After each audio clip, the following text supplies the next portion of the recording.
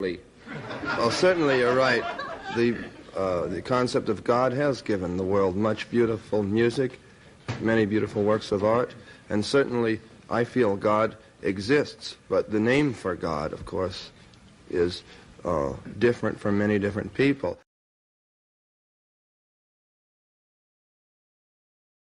Oh, according to this publicity man that I met,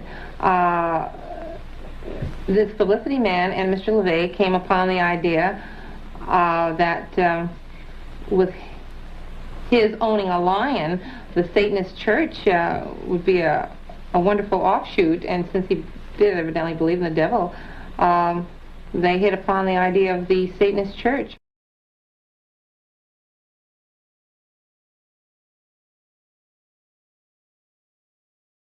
For over a decade, the Satanic Testament has garnered praise and hatred from the Satanic community.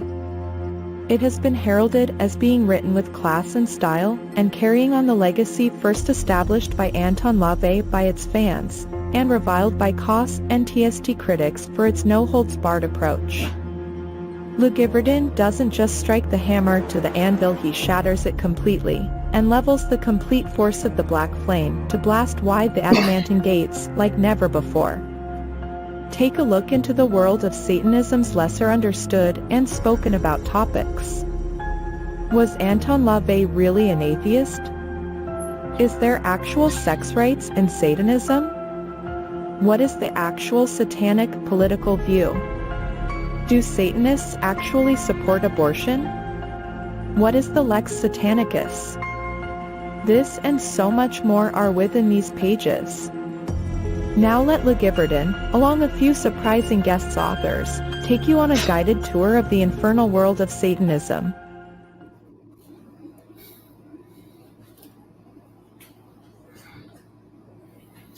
Good evening, ladies and gentlemen, creatures of all walks and varieties. My name is Lucifer LeGivorden, and I am here with my co-host, Brett Keane.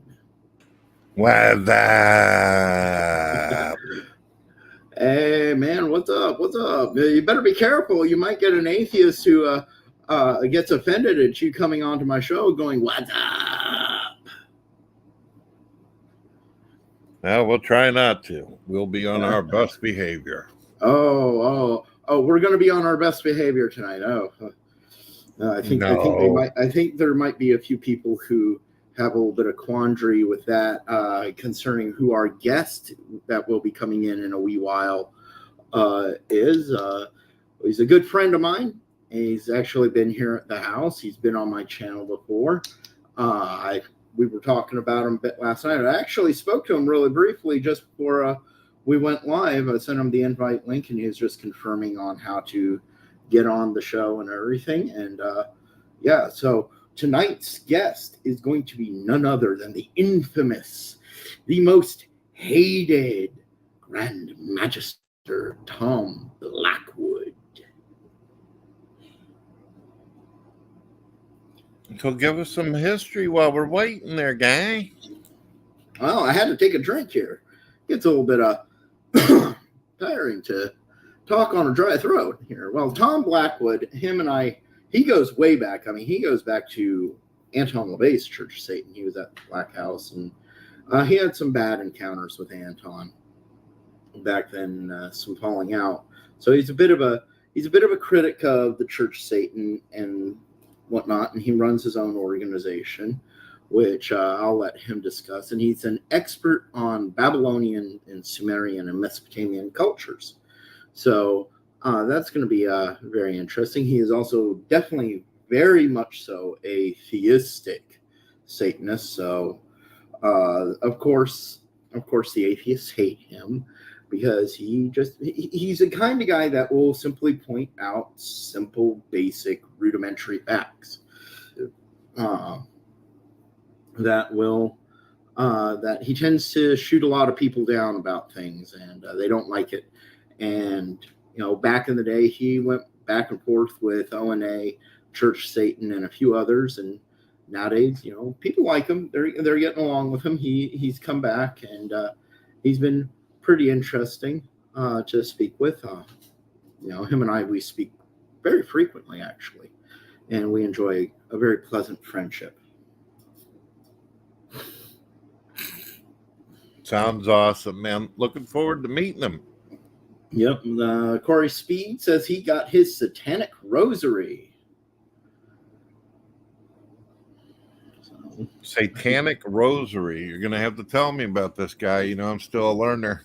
Oh, unfortunately, I don't have mine with me. It's all the way in the parlor. I'd have to go across the house to get it. But actually, give me one quick second here.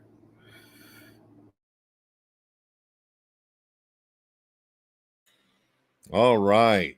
So I hope everyone's doing well out there. Give me a second here. Okay, I'm just talking to the audience. My We girl don't go have dead grab air, it. brother. Yeah.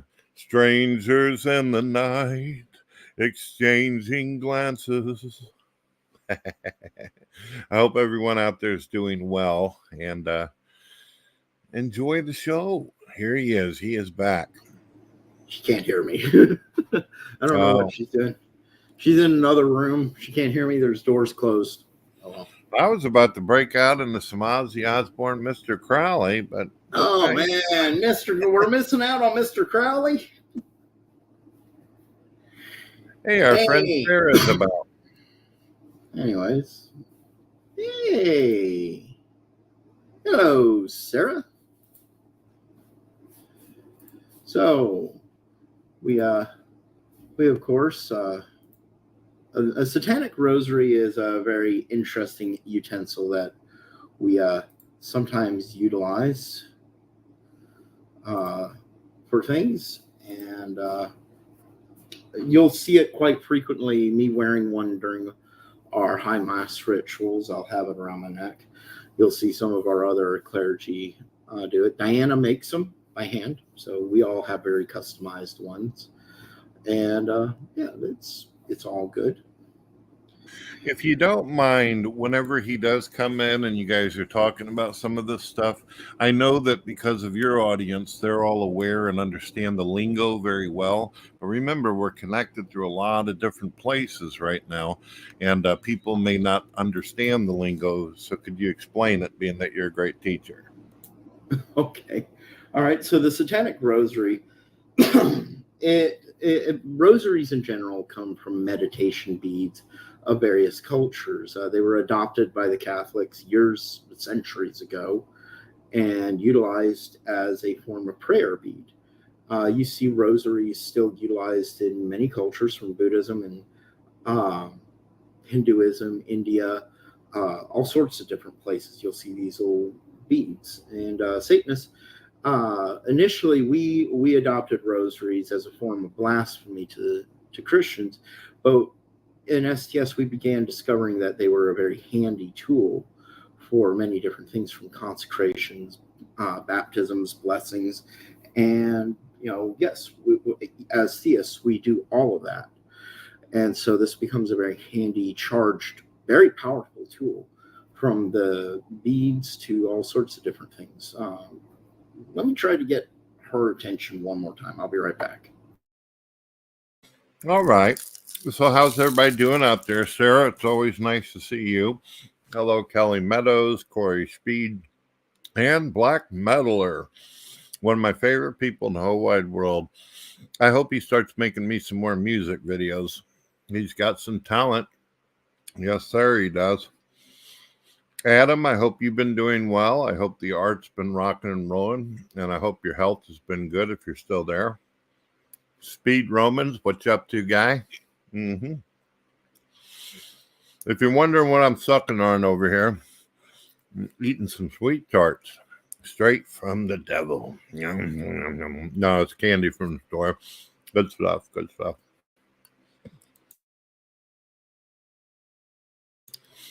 Well, goodness gracious, I'm not exactly sure what he's doing at this point, but I guess we could talk about the day. Earlier today, I played me some Starfield. I posted up some new pictures and some images. Let's see, Sarah says, as long as it's not a chili dog. Sarah, are you telling me that you don't like chili dogs? That's just pure evil right there. All right, so I am back, and we have Tom with us. Hey, good evening. How are you all? We were just talking about satanic rosaries. It's great to see you, Tom. Hey, Satanic rosaries. Okay. Who's buying those? Oh, well, you know Diana makes them. Oh, she does? Really? Yep. I didn't know that. Yeah. Okay. How are you doing, man? You're Good. looking awfully close to the camera there. Can you pull it away from yourself a little bit? Yeah, a little bit. There you go. I know I have a weird camera angle here. I don't know why. I was playing around a little bit. And it's perfectly fine. Everybody, I'd like to introduce Dr. Tom, Eric Raposnik, a.k.a. Grand Magister Blackwood. yeah, it's been nice. I haven't talked to you in a little while, have I? Oh, I just talked to you a couple of days ago. So, but yeah, we were also just talking really briefly before the show, but nah. I know. So there's somebody new that I'm going to meet here. Who's your other host? Brett, is it? Yes, I'd like to introduce you to Brett Keane. Hi, Brett. How are you? How you doing, Mr. Blackwood? Glad to see you. I've heard nothing but good stuff. Yeah, some people say good stuff. Other people say bad stuff, but been at it for a long time. So I've accumulated a bunch of enemies like a magnet would accrue tax or whatever, you know. But it seems we're pretty good at doing that, aren't we? Yeah, no, you're the next phase in it. You know, I guess maybe I kind of backed away, and now everybody's just throwing, knives at you now. So, well, even then, even the ones that are still throwing knives at us here in STS, they're getting few and far between. We got like one troll over on Twitter, really, and he's only got 15 Church of Satan people following him. Everybody who listens to him are all Church of Satan. Well, sure. What's your opinion of those clowns? Who, the Church of Satan or? Yeah, Church of COS. Well, I get a kick out of the recent statements, and especially Gilmore's recent statement about how, and I often wondered about this, he always talks about, well, we're really not occultists. Well, we're really not this. We don't really practice magic, any of this. So, but yet you hang on to the edicts of LeVay. You hang on to a lot of this stuff, and I kind of wonder, how do you play both sides? What I find interesting is, why are atheists attracted so much to the occult when they don't believe in it, when they don't believe in deities and things like that? Well, what makes them attracted? I'll tell you what makes them attracted is, being an atheist is pretty lonely. You don't believe in many things. You probably don't believe in yourself a lot of times, and there's a lot of successful atheists, granted. But there's still a lot of atheists who don't have this idea of anything. And, Gilmore remains to me kind of a mystery. You would think he would have been brought up, because he was brought up in the Church of Satan, moved forward in the Church of Satan. He would have some type of idea what LeVay was up to. Instead, he have abandoned him. Yeah, I mean, well, here on the show, we've shown Anton LaVey. I can actually show you a clip. I showed it right at the beginning of the show. Anton LaVey was on the Joe Pine show, and he looked right at the camera and he said, "Certainly, I believe God exists." That's not atheism. Would you like to see the clip? I have never seen that clip. I've heard that clip. I've never seen it raw. Okay, I got it right here for you. Okay. Well, certainly you're right. The concept of God has given the world much beautiful music, many beautiful works of art, and certainly I feel God exists. But the name for God, of course, is different from many different people. Interesting. How does that make you feel to see him actually say that? Well, the thing that I find, the thing I find amazing is a lot of these people, they go back to their roots with God. I'm not going to die with my roots with God whatsoever. My God, God is a universal term. So, people can throw that around.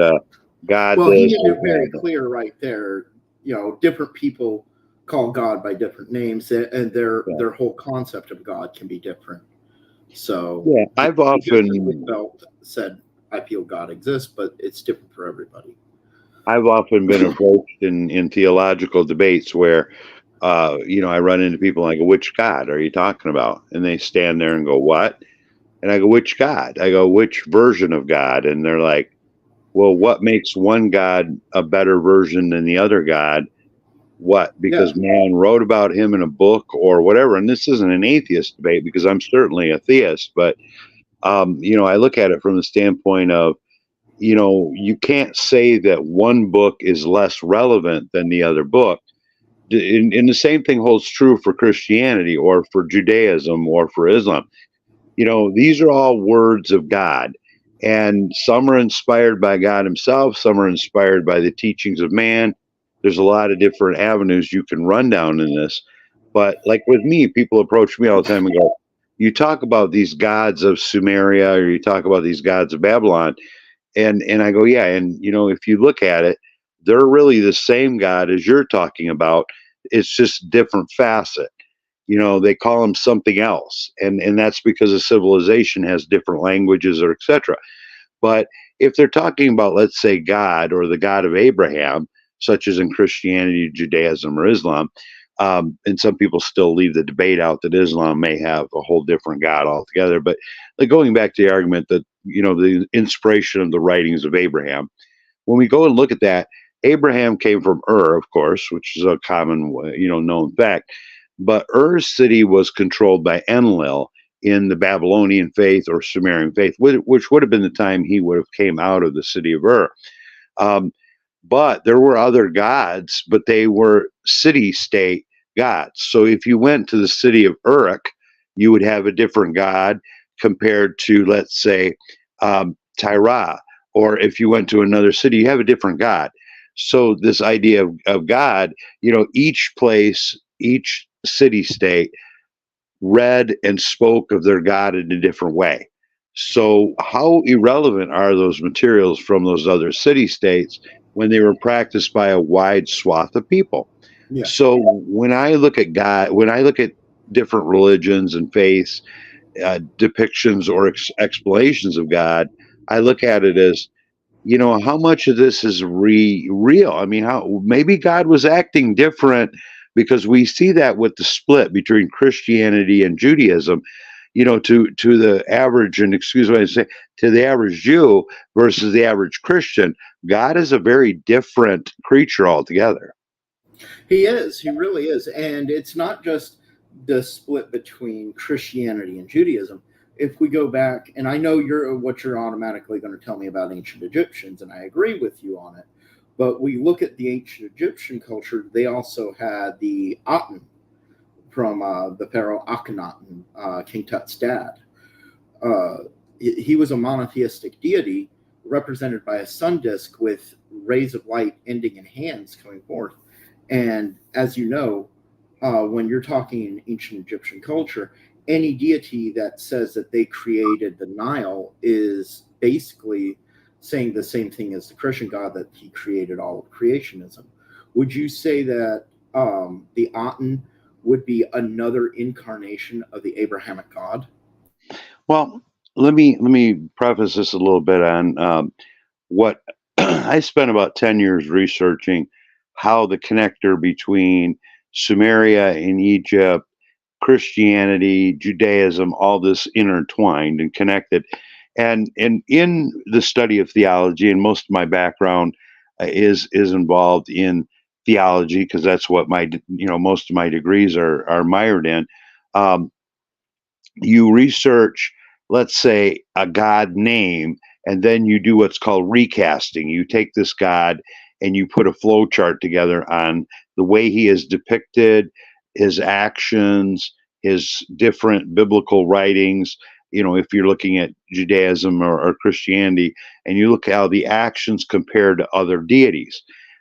As you flow backwards, you'll see things within, like as you hear me talk a lot about Sumeria, but the flowback runs from Kasarthian to Babylon to Sumeria to Akkadian to Assyria and back to Sumerian again, and then prior to that Mesopotamian or Ubaid period.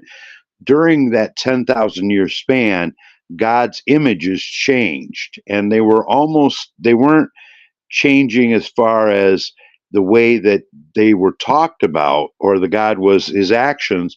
They were depicted in different drawings or different drawings on tablets or different drawings. But anyway, I'm going to go back here in just a second. When we look at Egypt, realize this: Egypt was under control for many, many years by Sumeria. There was what was called the Ur dynasty. And during the Ur dynasty, at that time, Sumeria was at such a powerful, stage in their regional development that they controlled the narrative in Egypt. So what we see in the modeling of, for an example, Satan, we see the modeling coming from Ningishita to Serpent Zeta, which is an Akkadian name, but we see it going from Thoth, okay, as a wisdom god, because Ningishita was a wisdom god as well. And we see that both cultures shared one thing in common with that deity. And the reason I'm talking about this is because this is how you would lay out your flow chart to try to determine where God, where the God moves and how it relates to other civilizations. But you see in Sumeria that basically Ningishita is described as a god with an ibis head, or an ibis head, I'm sorry. And then you see Thoth having that ibis head as well. Well, the reason being is much of the literature that was taught to the Egyptians was taught from the Sumerians. However, the Sumerians allowed them to develop their own hieroglyphic way of language, and that's because the Egyptian civilization rose. But a lot of the deities kind of flip-flop. But realize this: the Egyptians did something that the Sumerians, the Assyrians didn't do. They suppressed the woman in lieu of the male because of the importance of procreation. So what they did was they began to lean heavily on a set of male deities. So in Egypt, there's many male deities. However, there are few male creators, and there are, you given each deity kind of a job. In Sumeria, there were really not so many jobs. In Assyria, there were not so many jobs as Egypt. So when you do your flow chart to determine origins of deities, you have to kind of take in consideration, look at it like a stone or a gemstone, many facets of one. Okay. And all right, so that would make sense that, suddenly you had this one deity that came into being, and it became known as a creator deity, saying that it created the Nile, it created the stars and the sky, and it did away with all the other deities at that point in time. So that's really interesting. When you do look at the flow chart that you're talking about there, the other Sumerian and Egyptian deities do line up with each other, but this deity does line up with the Abrahamic deity. Exactly. And a lot of people have never read a paper I'm going to get out. I'd like you to put this in your magazine sometime, because I'm going to rewrite this paper. I spent about a year and a half researching. It basically comes out with, and I did this flow chart to determine this, and it blew my mind away when I determined it. I took Ra, and I took Yahweh, and I took Marduk, and I flow charted them. Okay, and I found 25 different points of these deities being completely connected, and a lot of people don't know. Is that 25 points out of 100, or 25 points out of how many? 25 out of about 40 different things that I found that were comparatives. And Ra compared the same as Marduk. Ra compared the same as Yahweh. And remember, I'm using the actual historical name. And at that time, a lot of people get the confusion of Yahweh and Elohim and this within Judaism, and they get into a big theological debate on which name is which and which one's correct.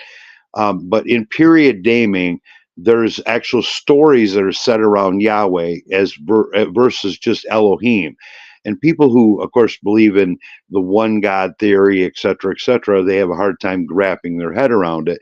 and that clouds them. And no offense to anyone who's Christian or Judaic in the audience, or even Islamic, but not studying that entire idea that there may be other gods. And I'm a theist, I say there are other gods, but I don't want to offend people by saying, leave yourself open. And when you do your research, in the Bible, it says that there's more than one God. Even in the Ten Commandments, if you remember your 10 Commandments, God says, "You shall have no other gods before me." That's him acknowledging that other deities exist. yes, and with the plural.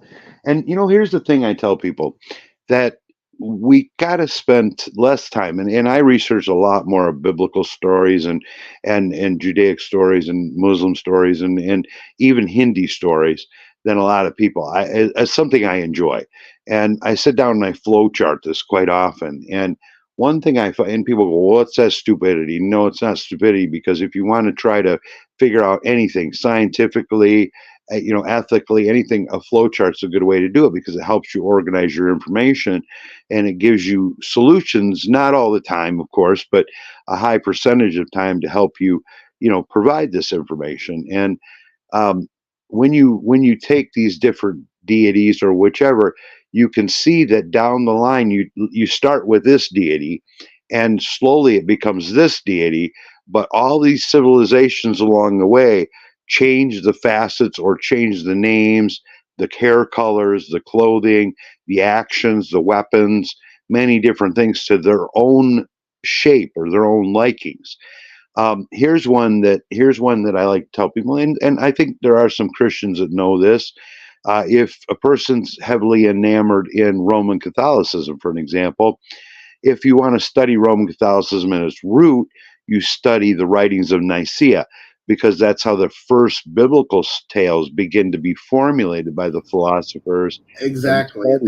The first council in Nicaea, which a lot of people don't realize that is where what we get the Holy Bible, the canonized Holy Bible from, is the Council of Nicaea. I'm sorry for interrupting you, Tom. I know that if I let you'll talk for hours on this stuff. You love this stuff. You guys mind if I ask a question? The title of the room, this will go with the title of the room as well as what you guys are talking about. But why do you think it is that atheists, especially a majority of them in social media, their focus seems to be on one particular deity that they have, you could use the word animosity against, but they never bring up pagan deities. It's always the Abrahamic God. And I noticed that with the Satanic atheist as well. Why do you think this is? Well, number one, they take from the easiest way. They take the easiest road. I myself, and this is an ego statement here, but I will say this. I've done many of these debates with atheists, and they're like, well, which came first, and all these other things.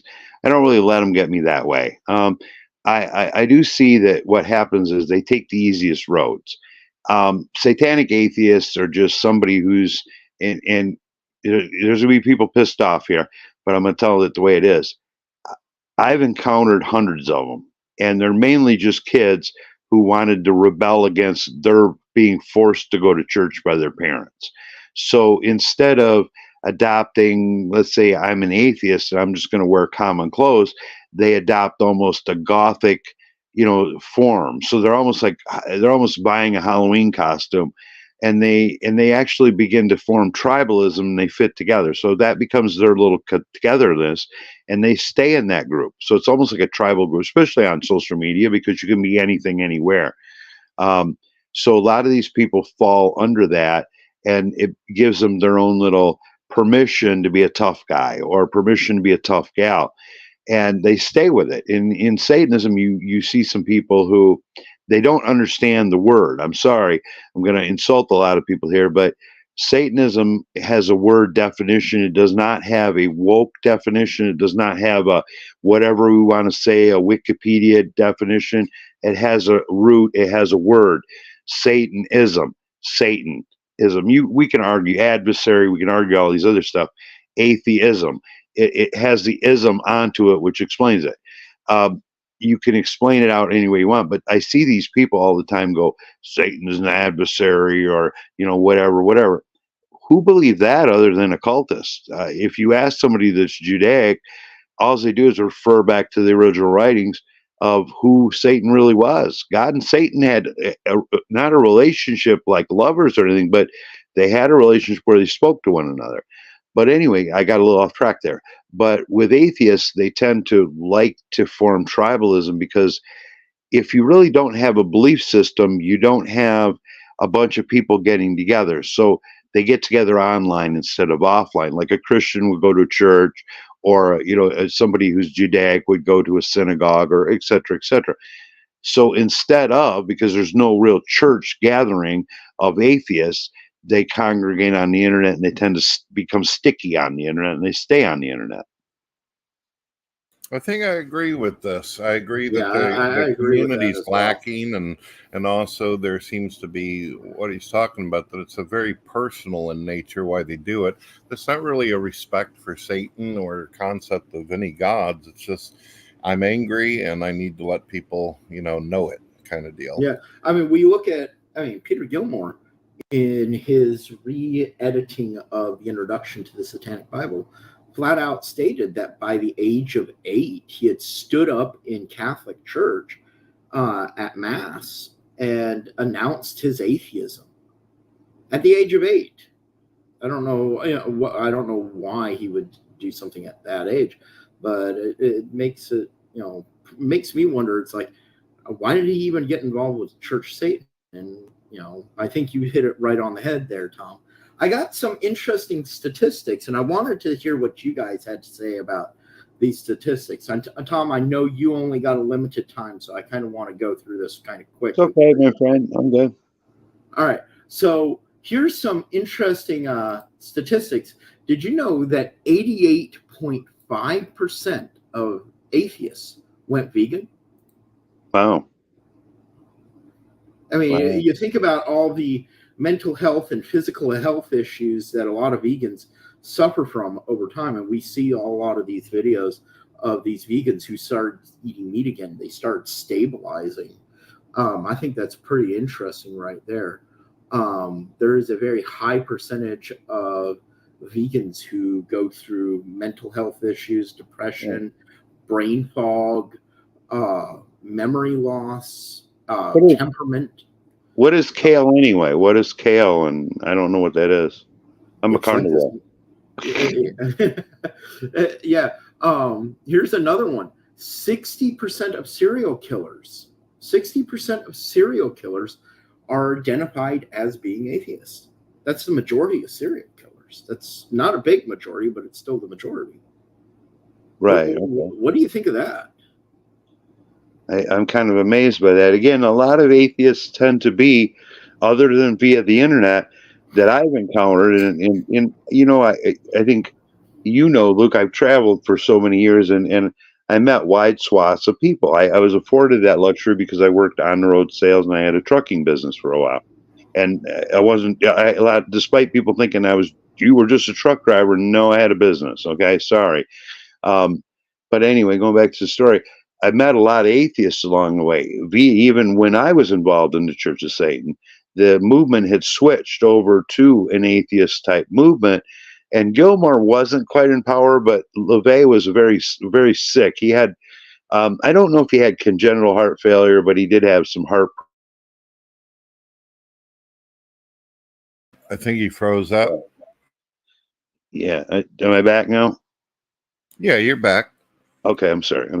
So at the end, he had these heart problems and et cetera, et cetera. But atheists tend to be, when I meet them, tend to be very lonely people. They just don't have a belief system, and the only place that they can congregate is on the internet. I'm sure there's atheist gatherings and meetup groups, but I don't run into them too often. Yeah, there's like a church of atheism now. They have their own church. I think he's you there? Yeah, I'm still here. Okay, you kind of cut out there for a second. They have their own like church gatherings, church groups. There's like a whole church of atheism. It's its own religious movement, and this is what puzzles me is. And you probably remember it in the Satanic Bible. Anton LaVey mentions that atheists were infiltrating Christianity, and they were calling themselves Christian atheists, which is a complete contradiction, in my opinion. And it was a contradiction in Anton LaVey's opinion, too. Well, they congregate in all types of things. I just always wonder why they have so much interest in the occult. Why? Yeah. I mean, Why have so much interest in religion at all if you don't believe in any sort of deity? I agree. I mean, because a religion in general is the belief in a deity. It is a belief in a faith in a deity. That is what a religion is. That is the actual definition of it. Another thing I find atheists tend to only attack one directional. I don't see atheists attacking people that are Judaism or even, and everybody seems to be scared of Islamic people. I have no idea why. I am not scared of Islamic people. You're not rushing over in my house with dynamite taped to you or anything else. And I know that sounds a little racist, but they've actually come at me in a parking lot the one time. It was one of the most ridiculous fights I've ever been in. They actually screamed Allah Akbar from across the Walmart parking lot, and I turn around and look over, and there's two guys running at me with a big ass knife, and I'm like, what? I don't see any rabbis having to fight back the atheists, but I see a whole lot of people who are in Christianity fighting back atheists. Yeah, and not just Christianity, but Satanism too. They're infesting Satanism really big. And I don't get it. I really don't understand. I got another percentage here for you, and this is a political percentage. Did you know 69% of atheists lean Democrat? That's no shocker to me. No, I know. Certainly it's not as big as some of the other things, but you think about it. 88% of them fall into the vegan category, which obviously brings about a lot of mental health issues. Like you said, most atheists are generally very lonely individuals. And then another 60% of them are 60% of serial killers are identified as atheists. I don't know what the percentage of atheists turn out to be criminals are, but but don't forget, if we go back and view the atheist arm of the Church of Satan, that a lot of them people were convicted molesters and things like that. I hate to say it, because I did not know this. Yes, because a lot of them people were covered up because they released the idea of the Satanic Panic, and this was to cover up. There was some people from Michigan, there was some people from Indiana, some people from Los Angeles. All were in the Church of Satan. All were convicted of child molestation or sex offenses involving children. And a lot of this was blown out when the Satanic Panic came. Oh, nobody's diddling kids or whatever. I can tell you this much. I found it very interesting that it took Michael Aquino 7 years to prove that his innocence, but all these Church of Satan people were never even mentioned. My hands are dirty. I had a church called the Temples of Satan, which exists back from 1999 to 2009. I remember it. I had a member. His name was Russell. I'm not going to divulge his last name, but he's sitting right now in prison for a life sentence because he sacrificed his 2 children in the basement. Now get this. He wasn't just some kooky guy you would think. He was a federal marshal who was a Satanist. So I even have bloody on my hands from that. I had a member and myself, we turned him in because there were members that wanted to hide him back then. And we turned him in. Why did they want to hide that? And that goes completely against everything. Because they were fighting for this idea. Right, but they're fighting for this idea that sacrifice was okay. There was an arm of people that were involved in theistic Satanism back then that thought it was a free-for-all. And the same thing occurred in the Church of Satan, because when I had my original group, I had cross membership from the Church of Satan, from Temples of Set, and things like that were crossing over. Just like the Satanic International Network has their website and stuff. My Satan was around prior to that. There was these boards where people got together. And I remember I was a part of it. That's how I first ran across you. Yeah, and there were these people who were, and I'm not going to name names, but I can tell you this I'm not lying. there was probably 4 or 5 people that were removed from the Church of Satan because they were convicted of child molestation, et cetera, et cetera.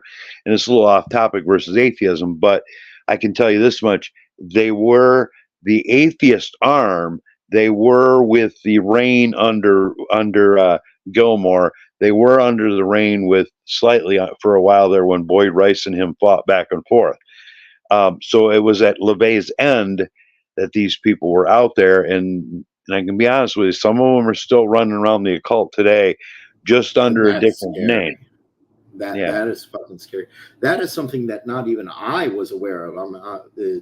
Damn, I didn't even know about this. This is really interesting. My lady tells me that I know the most kookiest people, Luke. The most kookiest, and I swear I do. I mean, I could go to prison if I ever want to sit down and admit to the things I've seen in Satanism from the people I've met. I mean, I met the guy who was the guy down, and I won't go to prison because I wasn't involved in it, but I met the guy who went by the name Tiamat, who actually was killed by police, where he had this house where he had people living there and he was human sacrificing. I met that guy. I met some of these people. I met Anton LaVey. I mean, I met the crazy himself at his end, where his house had cockroaches and smelled like the lion, and it was crazy. I mean, the people that I've met and come in contact, and I've met lots of great people, though, yourself, many successful people. But we also had our fair share of enemies that, after so many years, they're now our friends. Right, and a lot of our enemies, they were atheists, and I'm not here to bash atheists. If you want to go be an atheist, it's fine. You're not winning an argument versus me. I'm a theist. Without theism, there would be no atheism. Exactly. Lucifer, you mentioned earlier serial killers that are atheists. I think that I showed you the interview. You probably had seen it before I showed it to you, just as a reminder. But Jeffrey Dahmer, what he explained on why he killed people. Yeah, he was an atheist, and he said that if God doesn't exist, what is there to what's the point of having rules? See, I believe that with one becoming an atheist, they don't just throw the concept of God out, but they throw out something called objective morality. Looking into Satanism, I can see you guys got a code and you got tenets and all that. And of course, Christianity offers its own commandments and laws and how to live by. But an atheist doesn't have that. When he looks at another human being, he sees a bottle of Windex, an animated burger, meat, and nothing more. There's no soul. So why value something like that? I don't see anything wrong with the 10 Commandments at all. Atheists would tend to attack the 10 Commandments. I see derivatives and where the 10 Commandments come from because of my flow charts again. Okay, and that could be a whole nother subject for sure. But they immediately go after these 10 Commandments and they want to live opposite thereof. They want to be in opposition of, and sometimes it's just a fireworks show. They really know it's not good to commit murder, to, sleep with someone else's wife, or, et cetera, et cetera. But to them, it's a big production. So they tend to go out on the limb and they tend to do riskier things. And because they don't have this belief in a God, whoever God that they, practice to. Exactly. And I think it's really interesting. Sorry for interrupting you, Tom. No. I think it's really interesting because you see all these supposed atheists or would-be Satanists like the Satanic Temple and the current Church of Satan that literally, like you said, throws everything out, baby with the bathwater.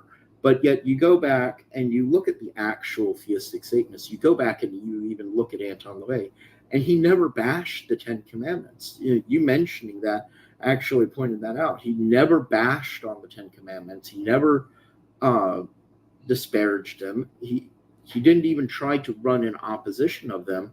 He created his own set code of ethics to just generally living life. And one could actually look at it and say, this actually works in conjunction with the 10 Commandments. Right. A lot of it makes sense. A lot of it's paralleled.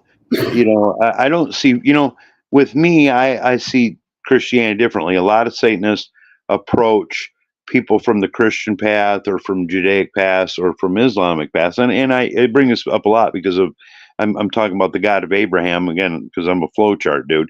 But I just take and I view it and I see a lot of people spend a lot of time in Christianity, as far as trying to meddle into it. And it's a rebellious thing. A lot of these atheists are former Christians who maybe didn't like church, maybe got forced church upon him, maybe didn't like, the Roman Catholic drama with the children, maybe whatever. But even in the occult, we have our own people who are just as bad in atheism, but, I'm my own God, create a living God. These people, and what that tells me is when you look at their content, and I take their content and I break it down by flowchart again, that they're really atheists that are riding that line of trying to sell something and trying to sell their own misgivings or personality. And again, I go back to there's a lot of successful atheists. Some say Bill Gates. I don't know exactly what the faith of these people are, but some people say that Zuckerberg is, and in things like that. So there are a lot of successful, atheists, yes. However, there are also a lot of atheists that, because they lack a belief system, lack a set of morals, lack a set of code, and get involved in criminal things, et cetera, as you're mentioning, Luke. That's why maybe the percentages are higher in that situation. I'm not certain. I don't know how many criminals in atheism, other than your stats, would create, versus like murder versus Christians that would perform murder. But, keep in mind, Christians fall back in their belief system. So I think with no belief system, the crime rate might be higher. That'd be an interesting study for a criminology department at a university or something, to really dig deep and find out how many atheists commit murder, how many Christians commit murder. It definitely would. As a matter of fact, we have an atheist who seems to be a little bit butthurt in the comments right now. Frank Cavey says, "What is this crap? Where do you get those numbers from? This stream is full of nonsense. We have no church. What the fuck are you talking about? Almost the entirety of Europe is atheist." I actually did a show less than a few months ago with TTOR where we actually showed pictures of the inside of atheist churches and some of the songs they sang. They do have atheist churches.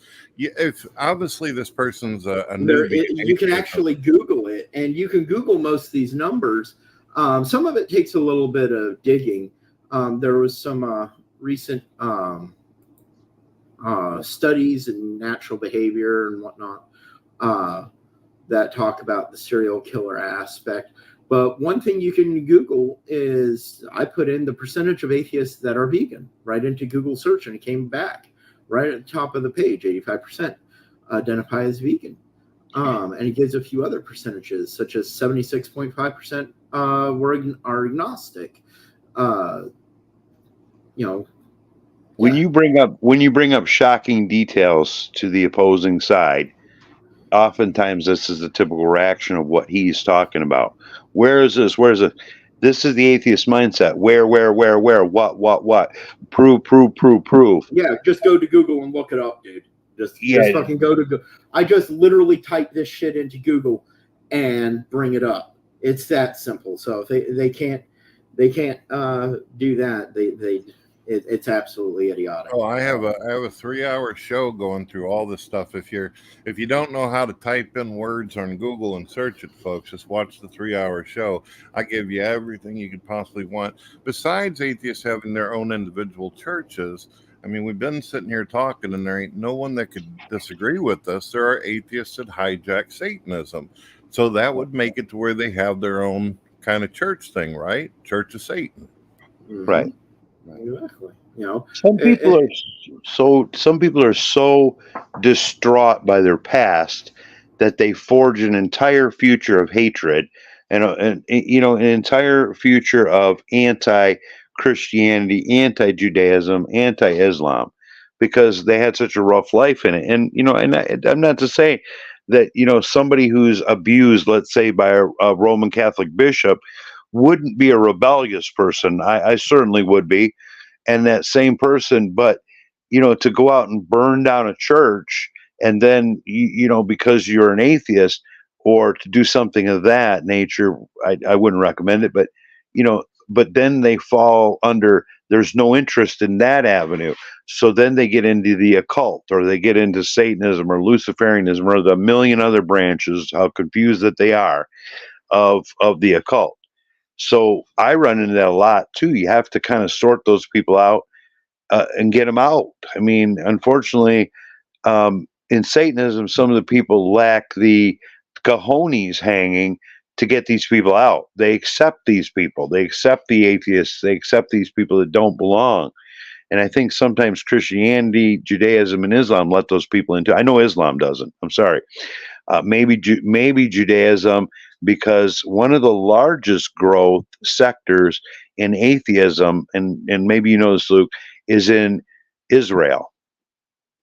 There's another argument also that non-believers bring up whenever it comes to the prison system and atheist serial killers. They'll say, well, if all this is true, then why is it the stats are that there's more religious people in prison than there are non-believers? And I would suggest for people to look up a term called jailhouse Jesus. Do you guys know what this is? What I'm talking about? Yep, it's when you go into prison, you find God. There you go. Well, of course, you want to look good for your parole hearing. And the other thing is if you're bored, and you will be bored being 10 years in prison. I've never been there, but I've had friends. Guess what? One of the few books you can get your hands on is the Bible. Mm-hmm. And it gets you out of your cell a lot more. It gets you off the block. You get to spend more time with outside and with feeling good about yourself. I mean, there's no bones about it that any sort of religious service can have a very cathartic effect. And also protection, right? You get in the right exactly. All sorts of different things. I pulled up another stat that I want to share with you guys, that this Frank Toby was mentioning. He was like, what the fuck are you talking about? Almost the entirety of Europe is atheist. Do you want to know what the percentage of Europe is atheist? I'd love to hear it. All right, I got this right here. I just went to Google. I typed in what percentage of Europeans are atheist. And this is the Eurobarometer survey, and it's the first thing that comes up on Google search from 2019.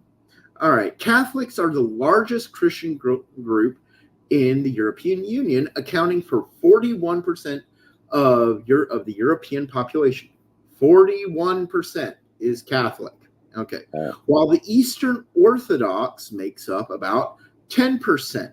Okay, so immediately 51% of the European Union is some form of Christian. Okay. Protestants make up another 9%. So that right there takes up about 60% is Christian. And then other Christians account for another 4%. So we are looking at 73% of Europe is Christian. 73%. Non-believers, agnostics make up about 17%. And atheists, direct atheists, make 10%. So if we lumped in non-believer, agnostic in with the atheists, at maximum they would create about 27%. The final population stat on this list is Muslim, which makes up about 2%, which we can lump that back in with the Abrahamic religions. So that would bump, what did I say it was before, 73%? That makes it about 75% is of some sort of Christian or Abrahamic denomination. Right, okay. You can go right to Google and Google that and put that up your tailpipe, Frank Toby. Right there in the Google. Just Google search it. That simple. That quick, that simple. Yeah, I find that in these circular arguments with atheists many times, and I call them circular arguments, it's always prove this, prove that, prove this. No, why don't you look it up and then bring up the point? When people challenge me with my Sumerian wisdom, I say, you know what? I want you to doubt what I say, but then if you want to argue with me, please provide academic reference, not an occult reference, not a hearsay, not Exactly. something that somebody wrote yesterday. I want to see somebody of relevance. And at least if you're going to argue with me from that standpoint, at least, and we can argue I finished my doctorate online. Okay, so let's deduct that. I still have a master's of science from Michigan State. So that I earned. Okay, you can argue until the cows come home. My doctorate part I finished up on. I had enough credits, and I did a thesis and went through all the process. But anyway, so if you're going to bring me an argument from somebody with a Master of Science degree in theology, or you're really not arguing on the same playing field. And that's not an egotistical statement, it's the truth. If I'm not going to go into my doctor's office and argue with him over him being a doctor, I don't know anything about being a doctor of medicine. He's the Exactly. doctor of medicine. Anton LaVey said it perfectly. I think what was it in the Devil's Notebook, that it wasn't enough for us to be atheists, that in order to combat Christianity, we had to do it on their playing field. What does that mean?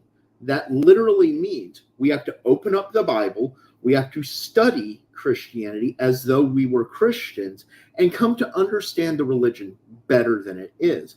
So for an atheist to combat any sort of religionist, be it Christian, be it atheist, or not atheist, be it Satanist, be it Wiccan, no matter what it is, you've got to study what that person is studying and understand what their philosophy is better than them.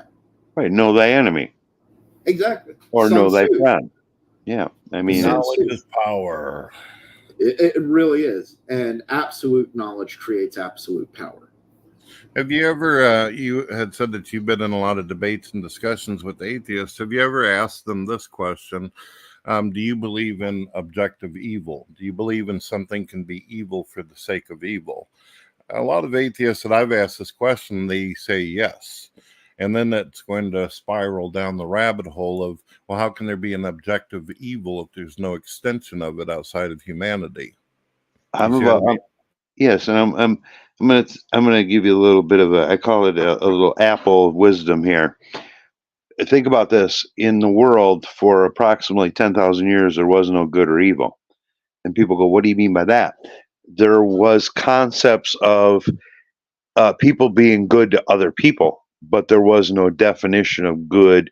There was no definition of evil. You were considered a defiler for a long period of time, almost 10,000 years. If someone was bad, it was written into tomes and scriptures and cave writings and whatever else that you were a defiler. These words came about, and people were quick to adopt them as ways to chase other people down the road with their religions, with their different scriptures, with their different things. And this is an attack on Christianity because it also occurred in many, many avenues of the occult.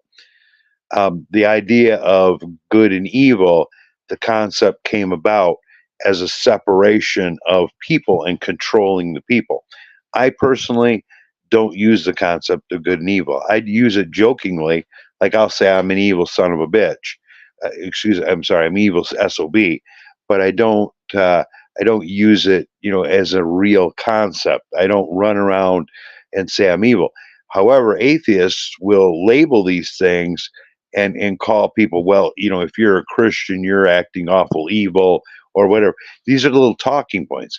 In order to argue with an atheist, and going back to, I've argued with many of them, and even famous people in the world who are atheists, I often went back to the statement of they often use incorrect arguments. And they're always trying to jump to be the first person to get you to prove something, but won't shut up long enough when you prove it to them.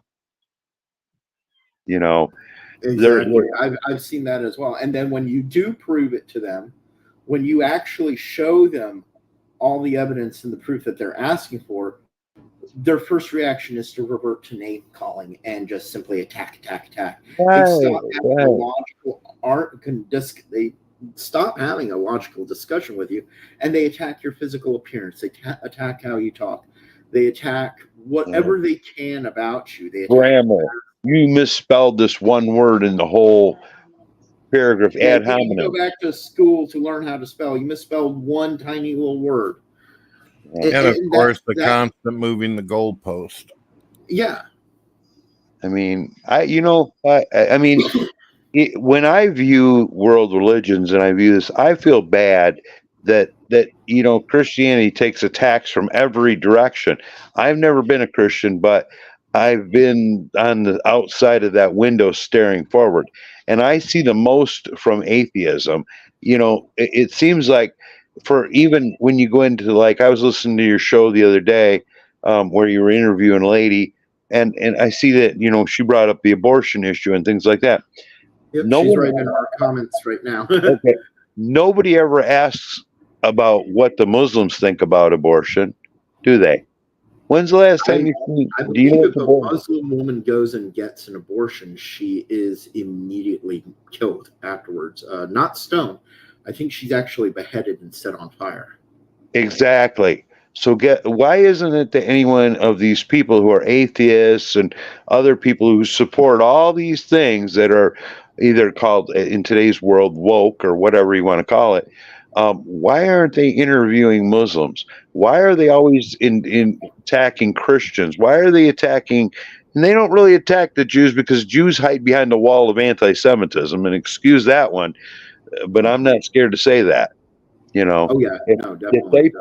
If they point down at you from the mountain and go, "You're anti-Semitic," everyone and now they don't attack Muslims now because now you're an Islamophobe. Oh yeah. So, but everything gets directed towards Christianity. Like, and this is the only thing. I studied Christianity for a long time. I'll never be a Christian. I'll never be anything but a theistic Satanist. Okay, and when they bury me, they'll bury me as a theistic Satanist. But the thing is I view certain religions, I view certain things with respect, but I see the atheists pile on the Christians the most because they don't seem to be able to maneuver around and maneuver around the chessboard enough when it comes to other things. So being that the occult refuses to put up any kind of fight versus them, and Satanism tends to wrap their arms around them like a bunch of scared babies, they infiltrate these things, and they infiltrate these things and formulate their own little tribes within. I think what you said earlier about it being personal and all that, and the loneliness, and also you'd said something that I completely agreed with. You said that they go the easy route. Whenever I was a former atheist, I went and had discussions with Muslims as well as Jews, and they handled debates a lot differently than Christians. If you bring up the problem of evil or suffering or why is there pain in the world, Christians kind of get back in their shell a little bit. They get triggered on conversations like that. But a Jew would be like, yeah, and what's your point? My most favorite person in the world is somebody who's actually a Christian theologist. And I'll tell you why. Because they just don't throw the Bible at me. They throw some history at me and back up. A lot of people in Christianity, immediately when they encounter an atheist, they'll just throw biblical things at them. And it's pretty, and granted, the atheist will throw off some stuff, but Christianity itself as a religion has a huge history. There's many things you can use against an atheist in Christianity. There's many things I use in the occult or in Satanism against an atheist.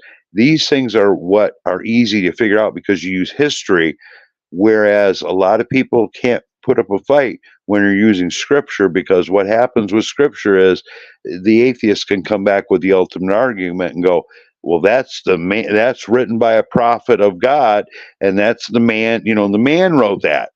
Well, yeah, granted that argument does hold up pretty good because I've used that argument even against other people, but I don't use it as a vice argument when I talk to Christians.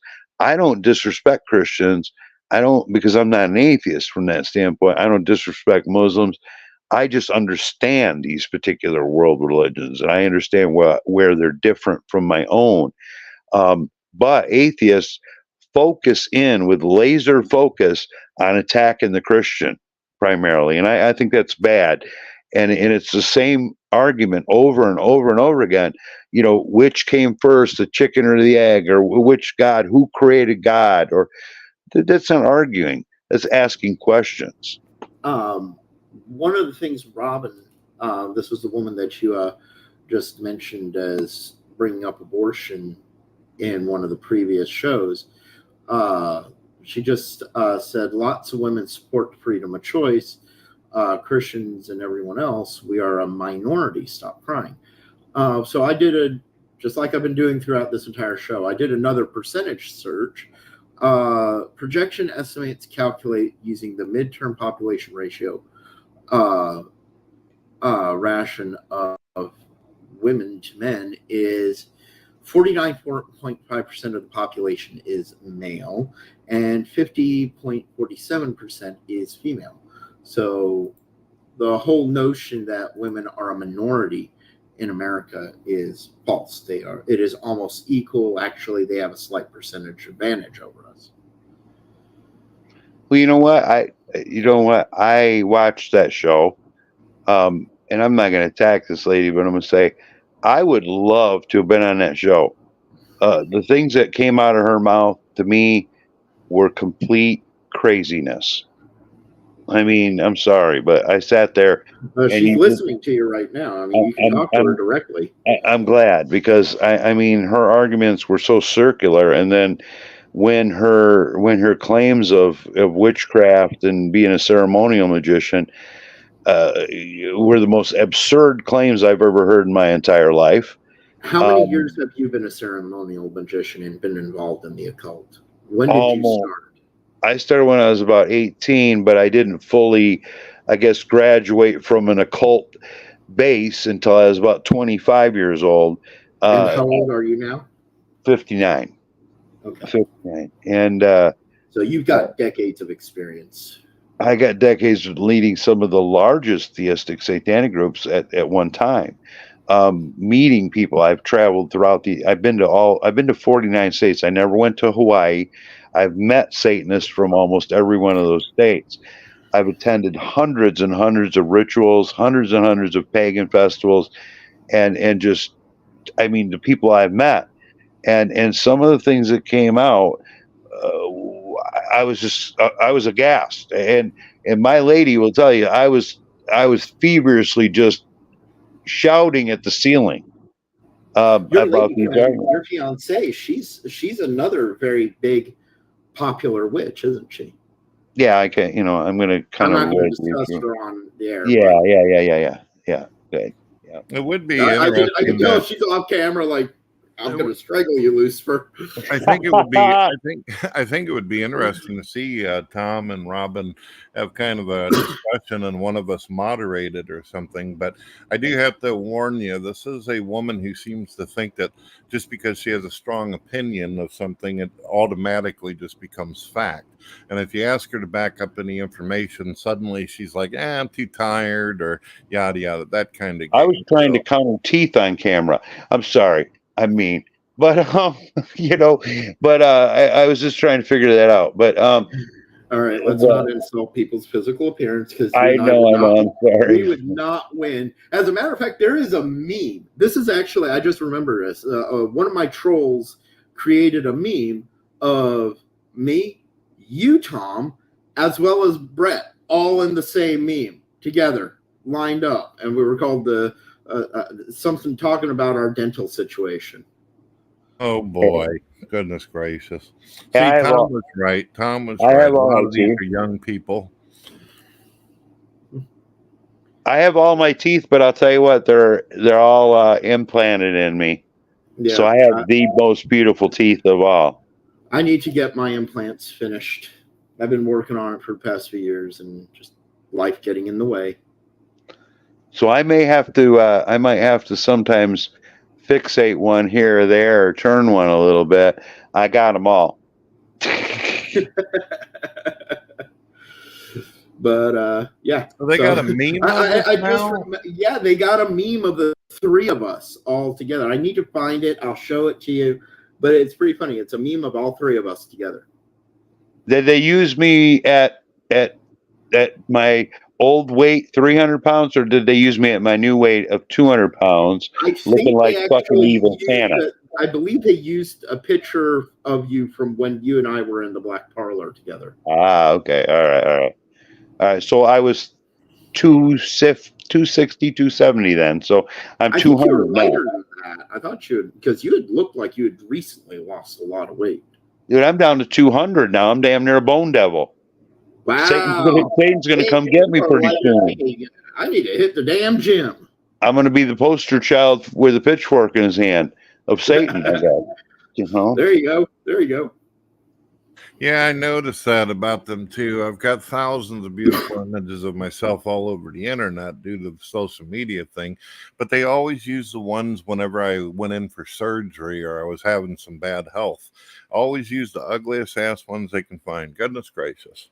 They do that, and you know what? And a lot of atheists love memes, though. So we'll probably get a whole bunch more memes coming out here soon. So I look forward to it. It gives me something to do when I'm bored and I'm just surfing on my phone. There you go. So send me the memes. But but no, I've changed a lot, over time. But the big thing I tell everybody is I like arguing with atheists. I really do, because again, it's just so funny. It's a fun thing to do. I love it, but I see it more in the occult, the influx of atheism, because I'm not involved in Christianity or Judaism or Islam, even though I can talk a lot about those. But again, I go back to know thy enemy, which I'm very well versed with my I got enemy. a question for you there, Tom. Yeah. You mentioned that you've never been Christian.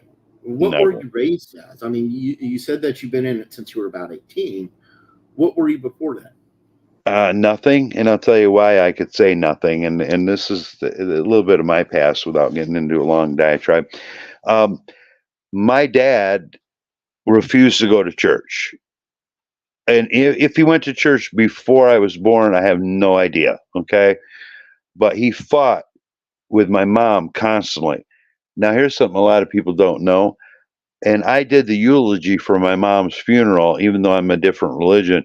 But my mom was a Norse pagan. She was from Norway. My mom was an Olympic skier, very respected lady in the country of Norway. And she also briefly was a high priestess what they called an oracle within the Norse paganism movement in Norway in the 40s. My mom was 90 when she passed away in 2015. That's impressive. That is impressive. Diana's grandmother just passed away. She was like 94. She passed away late last year, early this year, something like that. My mom refused to take me to church. The only time I went to church was when they were giving away cookies and food at Vacation Bible School. And I was probably 6 years old. And I went there for the cookies. And I took home maybe a couple pictures I might have drawn. But I was not involved in Christianity that I can recall. Wow, that is really cool. I actually think that is completely awesome. So, I mean, you've literally never been Christian. Your dad refused, like you said, your dad was pretty much all but an atheist himself. But your mom had that really strong Nordic background right there, and I think that's really awesome. Well, what inspired me? There's 2 points in my life that inspired me to stay in my path, or I call it stay in my lane. When I was young, I went to a library, and I grew up in a town of 900 people now. So the library was very, very small. And in that library, I found a book that was by Richard Cavendish called The Dark Arts. And I read that book. And I have spoken about this. You've told me about this. Yes, and I read this book over and over and over again. But as I read it, there was no internet back then. There was nowhere to get more books. But when I got my car, then I could drive to the big city, I called it, and I could go to Barnes & Noble. Back when they had Barnes & Nobles, I go there, and there was many other booksellers at that time, Walden Books, and et cetera, et cetera. And I'd go in there and I'd slowly buy different titles. And I didn't have a lot of money. At first, I had some shit jobs, but I moved up and got better jobs. Pretty soon, I got more titles. But back then, instead of putting them on a shelf, I read them. A lot of people today have shelves and shelves of books they never read. I read each book along the way. And then when I was in college, I read more and more and more. But I read more academic papers regarding different things. And if you go into the realm of studying magic, witchcraft, whatever, there's a whole nother layer that's academic, but you have to dig through it. And it ain't as pretty and it's not as interesting as picking up, let's say, Buckland's book on witchcraft, or Laurie Cabot's book on witches, or Gerald Gardner's book on witches. It's not that fun because it goes into I like the technical. Farr's Witch's Bible, the Janet and Stuart Farr. I've heard of it, but I don't. I have. I've never It read was one of the ones that I was trained on as a Wiccan, yeah, I missed those. You didn't like Gerald Gardner? You didn't like Gerald Gardner? I read the Farrs. I didn't get a chance to read much Gardner. Oh my God, you got to read Gardner. Gardner was the ultimate crazy guy that did anything and everything, but his faith was just unwielding. He didn't really talk I about. always regard Gardner as proto-Satanist. I mean, he was the one. If there was black popes going back, if we could trace them back, him and Crowley would have been the black popes before Anton LaVey. And it's really interesting. One died and the other one came into power within 2-3 years, going all the way up to Aquino. And it's really interesting on how that worked out.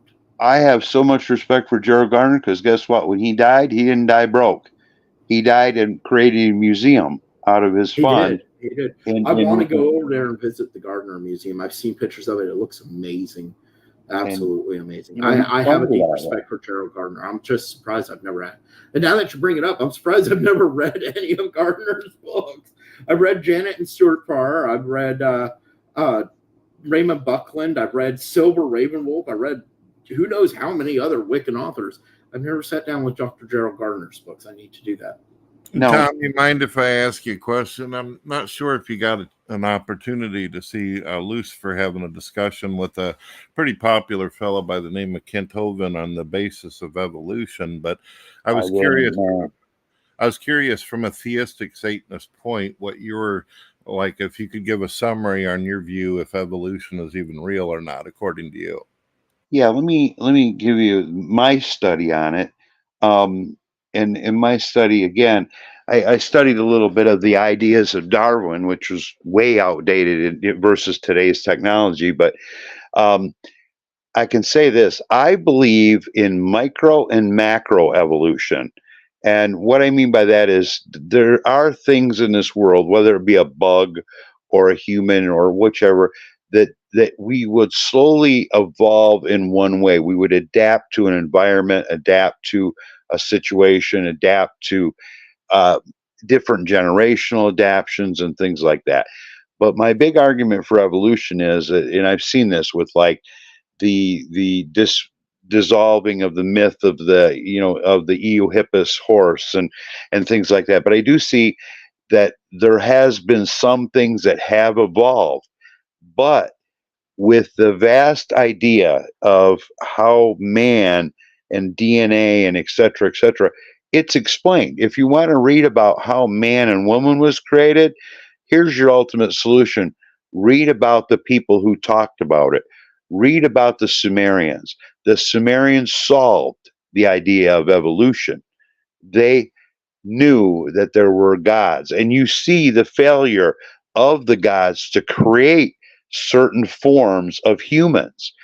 It's talked about through their history, gods failing, and there were other types of humans that were created by another god, and they weren't what modern man and woman were. There's actually a Garden of Eden story, not Eden, but Eden, Edin. And if you find this story, and it takes digging now, academic papers, Oxford University, things like that. If you read this story, you will read about a god and Mother Earth and a serpent god that got together and failed multiple times in creating a human, you will see parallels of how they used the DNA strand to create humans. And people can come out and say, these were just aliens. I don't, it's fine. Gods could be called aliens, but I, myself, being a theist, I refer to them as gods. So I'm good with the alien ideas, okay? But going back to the story, it tells how these gods would fail when they didn't have a certain thing they could do, and it was called the breath of life. They were trying to place the breath of life into these human constructs, and they couldn't do it, and the god failed over and over again until he had Mother Earth help him. And we see Mother Earth in the oldest story of creation, which dates about 12,000 BC. We see Mother Earth being summoned by a Father Earth, and almost they don't have a marriage or anything, but he brings her out from the clouds and sends her to Earth in a dragon form. And it sounds like sci-fi on steroids, but it's not. It's written in ancient tablets, and you can find this in the Sumerian tablets if you want to dig for it. And she sent to Earth and creates a whole set of different creatures, and these creatures were like the dinosaurs and things. Then they go in depth to describing these giant reptiles. And then later, as their God develops a story, she creates men with hair and men who were able to adapt to the environment. So these things, within the idea of evolution is a nice concept, and it's a good way to explain away God. But man, woman, animal, child, buildings, dirt, anything out there has some form of intelligent design. It could only be so beautiful as the world is with some form of intelligent design. I mean, our heart beats a certain way and gives oxygen to our brain. And there's all these different things that just could not evolve. If it was evolution in a large scale, you would have whales in control and crocodiles in control and cockroaches in control, because if evolution was true, these creatures have been around for millions of years, would be super intelligent. They would be running government and et cetera, but they're not. They're still in the ocean. They're still in the ground. They're still coming under the refrigerator when you turn on the lights at some bad person's house or whatever. And they haven't risen up. They've just survived. However, all these creatures share one thing in common. They have evolved somewhat in a micro way or a macro way. Tom, I appreciate the extremely intrinsic point that you put forth.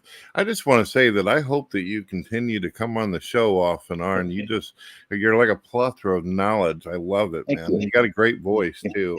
Hey, thank you. I just did a show for an occultist last night where I got to sit down and talk to a guy he's in a band. He does a great show too. And I used to give you an idea. Sometimes I work a lot, so I work like 60 hours, so I'm exhausted. But I'd be more than happy to come on and talk to anybody about any subject. I don't hide, and I don't come up with, even when I talk about the occult, I don't make things up. You won't see me writing a book that's cut and pasted on another book and on another book and another book. I'm not doing that. I will have a book coming out. People can contact me through theamericansatanist.com and sign up for my newsletter. I put that out, and I'm going to be providing some new contact for Luke in his Cloven Hoof magazine. But I'd be more than happy to come back. Sometimes I have to do certain days or nighttime or whatever, but I certainly am available to talk to people, and I welcome people to write me through my website. I'll try and help and answer any questions they might have. Well, that would be wonderful. That would be great. I think that it would be awesome to have you on this. Yeah, I don't know if you noticed, but I was showing off some of your content in the Cloven Hoof just a second ago. You write for us. Yes, and people need to buy that shit more. I just haven't figured out, with me working a lot, they need to buy your magazine more, because I'll tell you what, it's one of the better ones out there, and I'm not saying that to kiss your ass. I just know it's one of the better ones out there, and it needs to catch fire, because the content you write, I have a lot of respect. Thank you for that. You want me to We put also had together a an ad for question. it? We had one more question for all of us, and it was from Assembly of God. I believe it's an atheist. Okay. He asks us if we believe in angels and demons. Well, we're Satanists. We what does that? We're theistic Satanists. What does that say? I could say this. I could say this from my perspective. I don't see the angelic concept. I see, and atheists are going to be cheering here. Many of the ancient civilizations signified flight or the ability to levitate by putting wings on things. So I still leave that kind of. Was one of them. Yeah, Made so famous by the Exorcist movie. Yeah, so I see that kind of open-ended. Demons and daemons were created in the Zoroastrian era, and I'm not an atheist, but I like to call things entities or like things like that, paranormal things, and the reason why is because I could say I seen a demon, but a lot of people tend to colorize demons as something in anime or something out of Dante's Inferno or whatever. But I do fully believe in demons. I do use demon magic in what I do. I just call it different things. I use a Sumerian form. However, here's a shocker for you all. In the Sumerian path, I also work with exorcism. Right. As far as my view on angels and demons, I believe my next episode is going to be about exorcism completely. Sorry about that, Brett. Well, I was going to say I have faith that there are demons and angels, and I absolutely believe that they exist. I, however, have not had any personal experience with any kind of entities or interdimensional like aliens, as some people would say. But I've heard so many people from many different religions describe things that they have seen in supernatural experiences that I think that the world should take it seriously and look into it. You should come over to our yard. We've got a virtual zoo here of spiritual creatures coming from 2 different practices, and it's an interesting night situation out here where all of a sudden all the rabbits die and all of a sudden some dark entity dies, and it's pretty interesting because we practice magic out in open, out in nature, and sometimes it brings a residual effect. But I haven't seen any angels landing around here. I don't know if they would be welcomed. I don't know. They might get eaten too. I don't know.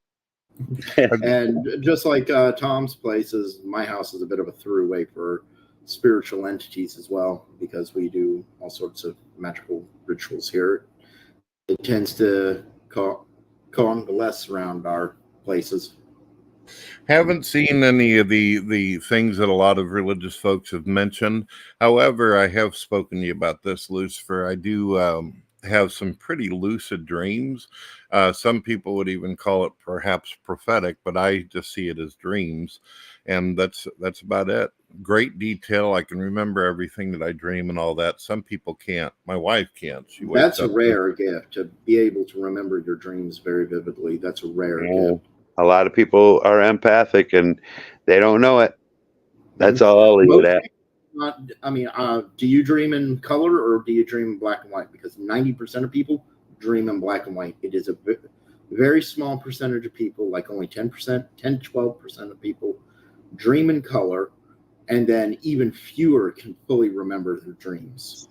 It's in definitely I would say high definition color. There's very clear, there's sounds, conversations, and all that. And I've seen some really unusual stuff within my dreams, but obviously I'm not going to argue to people that there was a reality to or a truth. However, one fascinating thing is I've seen people in my dreams that I've never met before. And at some points in my life, I end up meeting these people, which is really odd. It's kind of like a deja vu thing. Yeah. I'm gonna leave you. I'll leave you one quick story, and then I gotta run. But this story is there's a very, very famous atheist who's a podcaster out there, and do you know what I've counseled him on? Dreams. And you know what his dreams included? God, and it stuns him all the time. So for some reason, he'll tell me in confidence, and that's why I'm not going to name his name, but he'll tell me in confidence. You go, Tom. He goes, Enki keeps reaching out to me, and he keeps giving me these messages, and I'm like, okay, brother. I said, when are you going to realize that God is very real?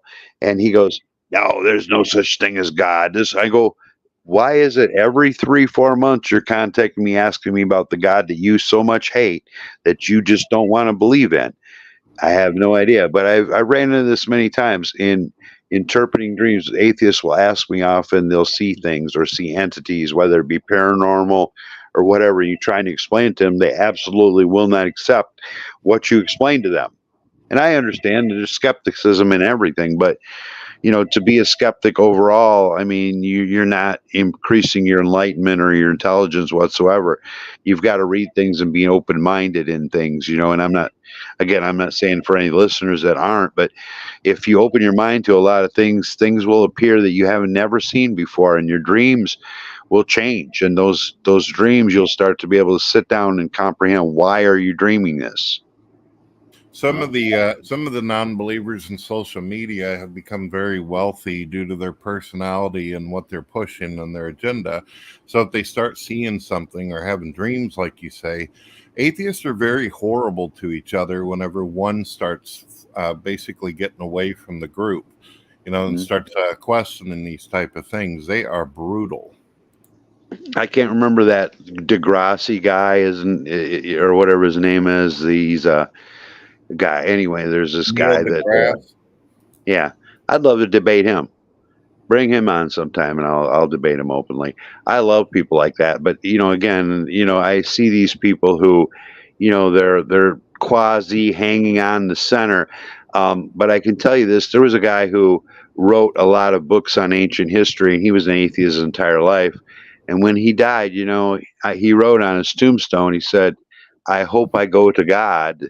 I hope I go to His presence, because I'm able to rest," if I remember right. I don't remember the exact word. It was kind of a long epitaph, but yeah. So I mean, people, I think sometimes people, they want to be atheists just to be part of a gang, and it's a gang effort, and it's okay. I mean, people can go be an atheist, but don't plague me. You're not going to be welcome within our temple, and I'm not going to accept you for being atheist, because we're theists, and and we accept gods and goddesses. So, if you want to go start your own, go hang out in an atheist church. But I'm going to leave you with this: get the hell out of Satanism, because it has a definition and it doesn't mean atheism. Exactly. Tom, thank you for joining us tonight. I know you got to get running. It was really great having you on here. If you want to get into, if you want to get into any debates with Kent Hovind, who's a young Earth theorist, young Earth creationist, Brett can set you up with that. Most any debates you want to have, talk to Brett about, and he can set them up for you. I'd love to. Tell him bring a life vest. No, we burned all the life vests. You'd have to sink or swim, bitch. Tom, if you are sincere and interested in actually doing a debate with that particular man, you just got to give me a good day for you and time and all that, and then I'll contact him and do the whole mediator thing. Sound good? Absolutely. If you're on Facebook, add me. I have my profile is real, Tom Eric Respotnik. Okay. Luke can get you over a contact or whatever. And Luke, feel free to give him my phone number or whatever. We'll set some up in the days ahead. You got my phone number, so go ahead and hand it out. I don't have any way to contact this gentleman yet. But anytime you want to have a discussion, feel free. I get home at about 7:00 Eastern, and I'm open. You froze. Tom, you're froze. Office job, so okay. All right, I bid you adieu then. Good night, guys. All right, good night there, Tom. Nice meeting you. Pleasure. Well, ladies and gentlemen, that was Grandmaster Blackwood, Tom Eric Responsnick, very good friend of mine, and very knowledgeable, as people got to see. Brett, what did you think of him? I think he's awesome. And before I get into, giving him some praise and some love and all that, you were saying earlier that the atheists made a meme of us. You know what one of my favorite atheist memes is? The one where it shows a tombstone and it says, all dressed up with no place to go. Oh, All right. oh, The guy yeah. he's just a knowledge tree. He's a plethora of He information. really is, and he doesn't hold back. I mean, he's Robin. She was in the comment section, and she was like, "What a jerk!" What running? I mean, I guess she was talking about both of y'all. I was trying to be nice to her. I wasn't really saying. I was like, if she's in the comments, you can talk to her directly. But yeah, she went running off. She was like, "Good night, Brett. Good night, Lucifer." Yeah, that was funny as heck.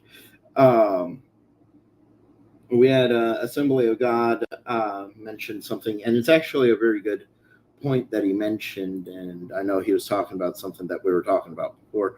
Don't people naturally want to be part of a cult or a group that believes the way they do? And that's very true. That's very correct. And that goes towards atheists as well. Atheists, like, Tom was saying and everybody was saying, are generally very lonely people because they have nobody to connect to. They have no ideology, nothing that they can really connect to. And atheism really, it's not like atheism has any religious books. And it's sad. Well, Lucifer, I wanted to point out something. You had said that your friend may be interested in having a debate with Cloven. Now, you realize you were more laid back. You do realize that if our newfound friend, ends up being very solid, points out that he's very solid on evolution, Kent's going to be a bit more rougher. Do you understand? Hey, that's between them two. I'm not going to jump in on that. I'll be the co-host, but I'm going to be muted for most of that one. I'm going to be like, oh shit. If we co-host, then we have to. I know this is going to be rough, but we kind of got to just sit back and we just mediate if things get out of start getting weird or rough. I hear you. But that one I might just let you run solo on, because you there's sometimes, even I admit that I can be impartial on certain things, but something like that, that's just one of those situations where it's just, like you said, sit back and watch the fireworks fly. And, all you have to do is just be like, okay, guys, chill out. I love having you and being on the shows, man. But I don't know how you'd feel if things started getting to rocking and rolling and all that. If you'd have a hard time not hitting that microphone. Yeah, that's why I said, let's do it over on your show, because this probably would not be the best platform for it. I don't know. I think that the audience. Maybe. It might be it would be interesting to see if Kent would want to come onto a satanic platform and talk. Well, Kent has the philosophy that everybody needs saving and all that, so he'll do it. He'll act probably the same way he did with you, where he feels like he's in an unusual position, but he'll still do it because he believes that's what his life's all about. You got a question here from Assembly of God. Is Brett looking for a group or cult to belong to since he's no longer a Christian? Well, first of all, I don't recall saying in my videos that I stopped being Christian. I did say that I prefer being recognized as a theist. The problem with saying that you're a Christian in a Christian community or around Christians is that Tom was right, and so are you, Lucifer. Not all Christians interpret the Bible the same way or the view, and you end up getting into bullshit fights and nonsense. It's easier just to say, look, I believe in God, I believe God exists, and I believe there are other entities involved with the creation of the universe, and go from there and just kind of feel out the other person you're talking to, as opposed to just saying, this is the way it is, because you get pigeonholed. You know what I mean? Yep. We have another question here from the Milkman. How can we join the discussion? Unfortunately, Milkman, we don't allow people onto the discussions anymore that we don't know personally. You're going to have to pretty much get to know us on a one-to-one level or one of us can vouch for you. That means with me, you have to be like an STS member, a Cult of Cthulhu member, or be, talk to me on Facebook, get a hold of me on Facebook, and just really allow me to get to know you as a person. Then with Brett, he has his own methods of doing it. And, one of my policies is that if somebody's coming on, I would like to see if they even have a YouTube channel or a social media account. If they don't have one, then most likely they're going to come in and scream the N-word or scream for attention, and you can't recognize them or identify them. But if you're someone who's got like an entire library of videos on your channel, and I can look and listen and see what your personality is, I can kind of sense if you're an idiot or not. Does that make sense? And we got Assembly of God says, are you a deist? Of course not. A deist is someone who believes that God made everything and then went off watching reruns of the X-Files and the Simpsons and doesn't interact with humanity anymore. Obviously, whether I don't want to speak for you, but whether you're a Satanist or you believe in both God and Satan, you'd have to believe that there's some kind of interaction, that the creation's still going on. A lot of Christians speak of creation like it's past tense. I believe it's still happening. I still believe absolutely. I mean, if you believe the universe is still expanding, then yes, creation is still occurring. Oh, there was one thing I didn't answer the guy. He said, are you looking for a cult or a group? I enjoy hanging out with Mr. Lucifer and all that. And I am an open-minded person. If I feel as though the information works for me and it's a path of life, there is a chance that I could possibly go that route. I'll say that. But at this point, I'm still learning, I'm still listening, and I think the best thing anybody can do is learn and research before you jump into anything. Too many Christians make that mistake. Mm-hmm. And I want to remind everybody that no matter what religion you are, be it Christian, be it Satanist, be it Wiccan, Buddhist, Muslim, it doesn't matter what religion you are under zero obligation to ever join any religious organization or group. Granted, there are benefits to joining such groups, but there can also be severe downfalls and downsides. And if you're going to join any sort of organization or group, then please do your due diligence. I don't want to see people joining up with suicide cults or whatnot. We don't want any Jim Jones types bringing in any more dead bodies because of that sort of situation. And there are certainly plenty of predators out there that would like to prey on people who are having a personal life crisis. Jim Jones would have been a perfect thing to talk to Tom about. We should have mentioned that. He actually had a church and pushed a congregation and all that before he killed all those non-believers. Actually, I need to talk to them, but I might be able to get a hold of the owners of Greyface Museum, who they're right down in Savannah, Georgia. I believe they got a branch up in Chicago. Very nice people, very nice, wonderful people. I was down there for the opening of the LeVay exhibit, and they have exhibits up there about Jonestown and the Heaven's Gate cult. They actually know members of the Heaven's Gate cult that are survivors of that. They have an entire display about John Wayne Gacy and another display on Ed Gein and a whole bunch of really cool stuff. Well, there was one other thing I wanted to add too about the whole joining groups and cults and things like that. One of the ways I'm able to figure out if somebody's a good person or not, or they're a decent person or would make a good friend, is if they can love you for who you are and not have all kinds of expectations or walls built or obstacles that you got to jump over in order to be able to earn their whatever kind of version of respect that they have. That's what I look for in people. Can you love me for who I am? Can you respect me for, where I'm at in life and all that, and help me with growth? That's what I look for. Anton LaVey always said, you should keep the people who most enrich your life around you, but do away with the people who do nothing to enrich your life. So that makes perfect sense right there.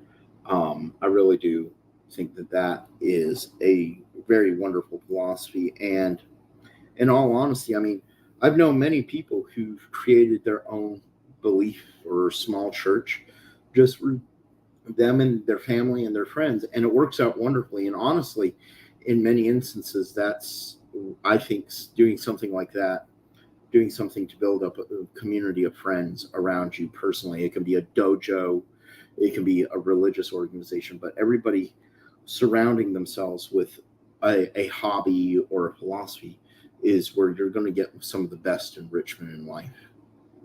Oh, we could always start up genealogy. Huh? Genealogy.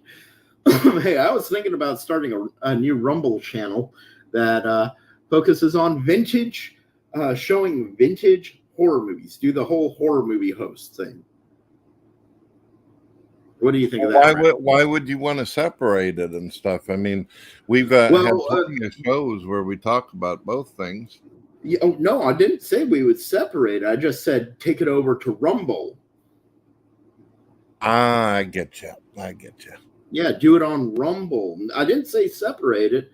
It's just we would do it on Rumble, and we play a movie that we like and do a horror movie host thing, and maybe bring in puppets for little scary animals or whatnot. I don't know. I'm having a little bit of a fun thing, but make a whole, it's something like that. A person's love of old 80s and 70s horror movies, that can be something that people revolve around. Entire communities of people can revolve around. One thing I've been looking about possibly getting back into, and I recently found a place up in Greenville, not too far away from me, that I can go train with, is for sword fighting and getting into HEMA, which is very interesting because I've always loved the sword. So that's another little community. I've been in martial arts most of my life, and martial arts can develop almost like a religion in and of itself. A dojo can become its own little church. I was thinking of something, that whether it's Christianity or atheism, there is something that they both groups have in common ground. It's if someone leaves a particular denomination or leaves atheism, it seems like 98% of the people just automatically shut them off, like they never even existed. And I find that, and it tells you that this person could be that way for years in either group. That means that they never cared for them who they were, but they cared for them about what they represented, an image. Exactly. And that's actually pretty sad. I try to give everybody the benefit of the doubt. And if somebody wants to walk a different path through life, that doesn't mean that I'm going to stop being their friend, me personally. The only time I stop being a person's friend is they start acting like an ass towards me. See, that's one of the things that shocks me about this Church of Satan bit and drama that we've dealt with. You're an extremely lovely person, and Tom, he seems like just one of those guys you can just sit back on the porch and have great conversations with. But because you guys don't fit a certain fucking image, fuck you is the attitude. What kind of bullshit is that? That's fake. That's emo. That really is. It really is. And, that started, I understand that Anton LaVey and Michael Aquino, they had their tiff back in 1975. But after that, everything was kosher all the way up until 1986. Another 10 years, everything went very calm, very quiet. No one was at each other's throats. It was really interesting because even in, I believe it was 83 or 84, Diane Haggerty and Anton LaVey, they divorced. They went their separate ways, but they maintained that friendship with each other. They maintained an involvement with each other. It wasn't a hostile separation. They just fell out of love, and as people do. And I find that very interesting because that was the biggest thing that happened, yet it's never talked about. And yet after 1986, you started seeing hostilities increasing again. Well, what happened in 1986? What happened was Peter Gilmore finally met Anton LaVey and became a power in the Church of Satan and started building up his confluence. We heard Tom talking about how he was meeting people about 1988. It was when he started having his meetings with people in the Church of Satan, and Anton was already starting to have failing health by that point. And it was really sad because, he never really had too many bad instances with Anton himself. It was the people around him. So we see the people were starting to take advantage of a man right there, and that's where things started to change. I look at the whole Church of Satan, how it went downhill, and I traced it all back to 1986 when Peter Gilmore came onto the scene. And after that, the next big thing was in 1990. Within 3 years, Zena LeVay was changing her philosophy on her own father and walked out on her own father after years of devotion. It was really weird. He seemed like a good father, a good fatherly figure that had a lot to offer. It's sad to see people have that kind of issue. I'm curious of something, though. When Anton discovered that he had these heart issues and he was starting to feel the symptoms of it, is there anything in Satanism where Satanists can do some form of prayer or ritual that involves some form of healing? Yes, we can do a compassion ritual, which does something very similar. But we're also not restricted from doing other things. Satanists can certainly learn how to do Reiki. We can do other healing arts, and we're not isolated to the dark arts. The whole left-hand path thing is just one element. I mean, yes, it's a dominant element, but it is,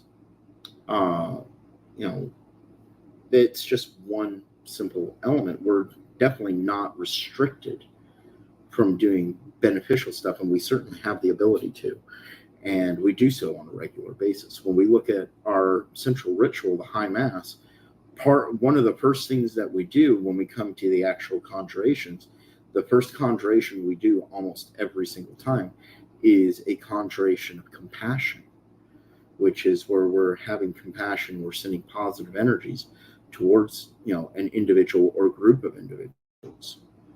Assembly of God is asking a question really quickly. Being a theistic Satanist, is it not a good idea how to account for your good actions? I don't really fully understand the question, but we don't really care whether we account for our good actions or bad actions. We just account for ourselves. Yeah, unfortunately, Satanists still have the reputation for, dabbling in evil and darkness and all that. From what I read in the tenets and all this, it seems as though it's okay to love people. It's okay to do good on those that you actually care about that also do back on you, as where Christianity teaches do unto everybody. But that's fucking exhausting. I tried that bullshit. Yeah, we only focus on the people who enrich our lives. So, I mean, if a person is a good person, they enrich our lives and they make us happy as individuals. And yes, we'll focus our love and our attention on them and all that good stuff. But if somebody walks into our house and they kick our dog and they throw our cat across the room, they trash our house, am I supposed to treat them with kindness? I know if it was a Christian, I was supposed to be treating them with love and respect, even though they did all that. I'm supposed to welcome them into my home? No. I'm going to freaking take a shotgun and I'm going to blow your head off.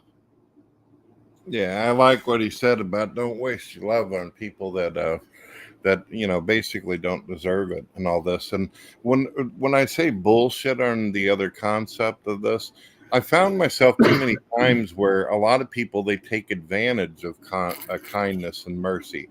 If you try to be good to people, unless everybody's working together under that philosophy, it simply does not work. People will use you for a fucking punching bag. They will abuse you.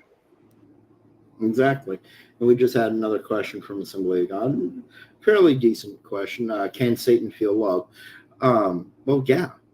You think about it, that's why he got into trouble, is that he didn't want to bow to God anymore. He didn't go along with the whole enslavement of man. He gave man free will, the ability to love and care and respect everybody, which is something that God didn't want. And he wanted just slaves. He didn't want man to understand these things.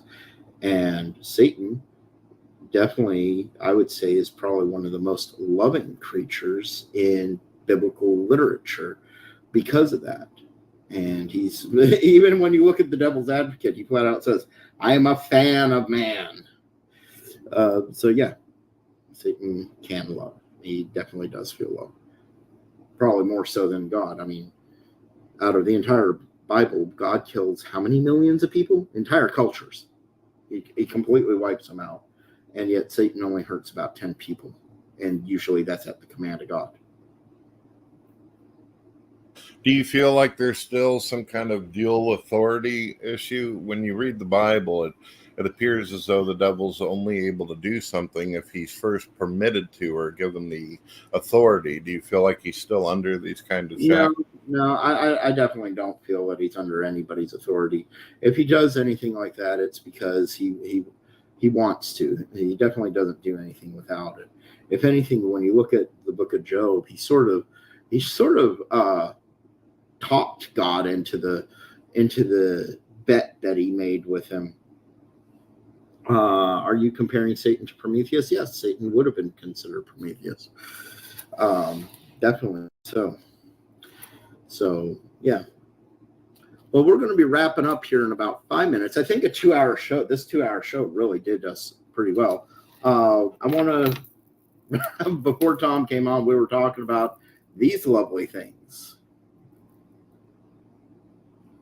No, I felt that Tom was really considerate, really respectful, and surprisingly, he was a lot nicer than some religious folks that I've actually dealt with, where they don't care. Yeah. I knew you two would get along great. I told you guys were going to get along great, but I also told you he wasn't going to hold back on anything, and he certainly can talk. Sometimes you have to cut him off in order to move on to the next subject.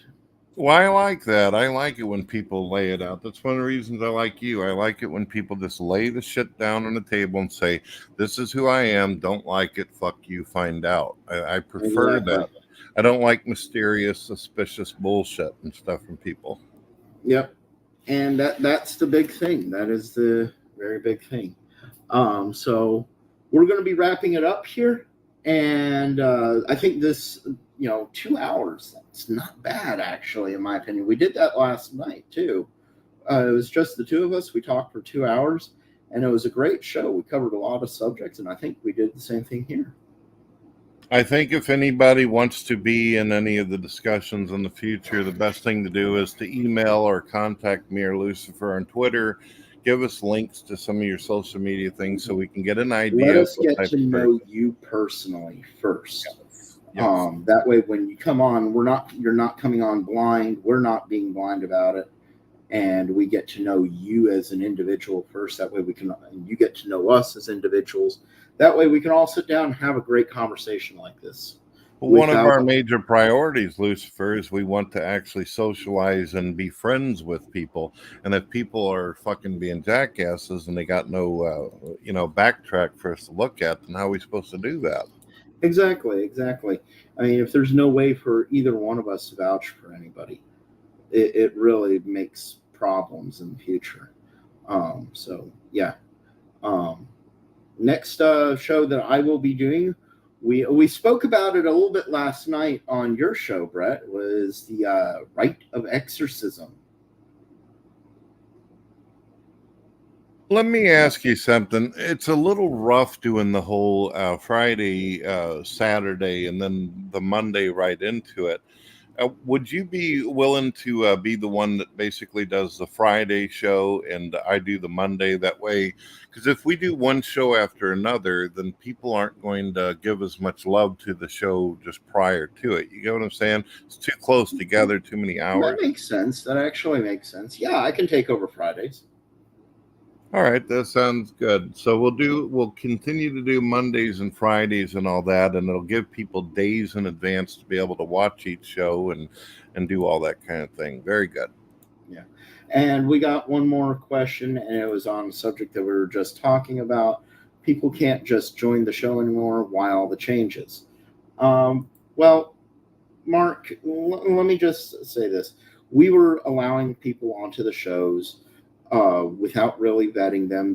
We would ask them, you're not going to do certain things. You're not going to flash a cock. You're not going to do any stupid shit. And they were like, oh, no, we're not going to do that. And we would get into a good conversation with them. And then they would take like their cell phone and suddenly show another cell phone on porn. Just to be a jackass. And they would start, or they would start causing trouble on the show and just really detracting from what the show's quality was. And so that's why now we like to get to know people on a personal level.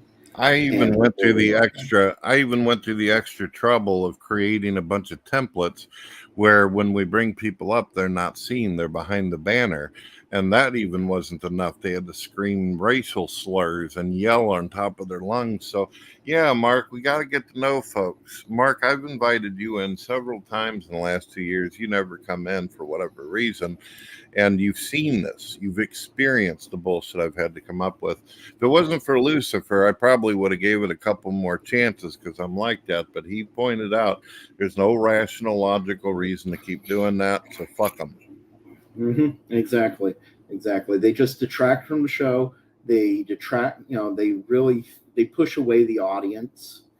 And it's just not worth it. I mean, let's keep things to people that we know. If you want to get to know us on a personal level, you can definitely do that. And, we'll schedule time for you to come on to the show.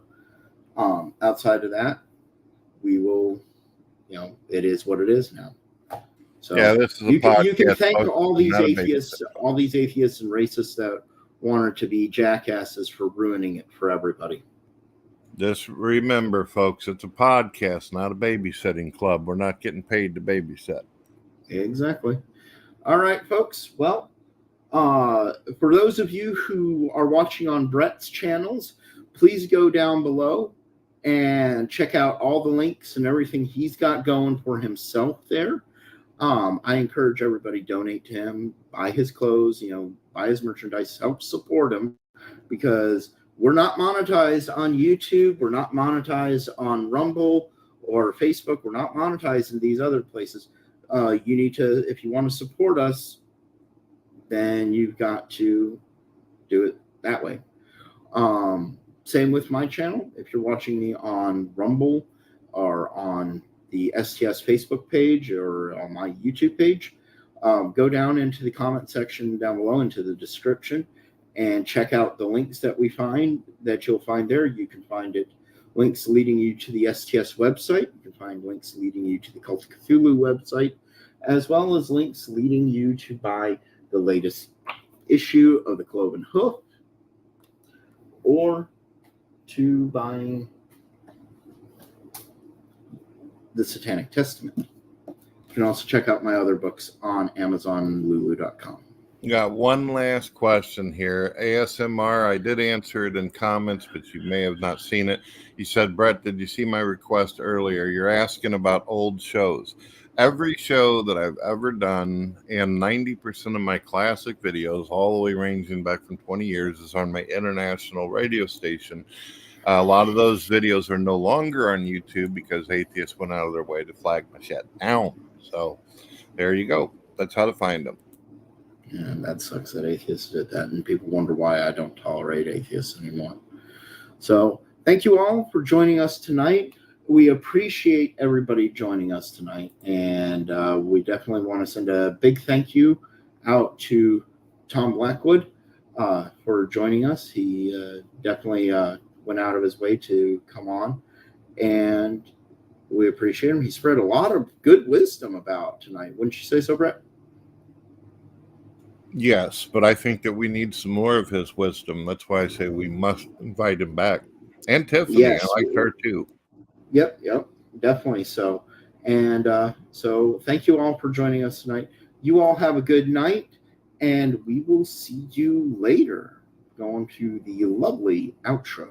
For over a decade, the Satanic Testament has garnered praise and hatred from the Satanic community. It has been heralded as being written with class and style, and carrying on the legacy first established by Anton LaVey by its fans. and reviled by COS and TST critics for its no-holds-barred approach. LeGivorden doesn't just strike the hammer to the anvil, he shatters it completely, and levels the complete force of the black flame to blast wide the adamantine gates like never before. Take a look into the world of Satanism's lesser understood and spoken about topics. Was Anton LaVey really an atheist? Is there actual sex rights in Satanism? What is the actual satanic political view? Do Satanists actually support abortion? What is the Lex Satanicus? This and so much more are within these pages. Now let LeGivorden, along with a few surprising guest authors, take you on a guided tour of the infernal world of Satanism.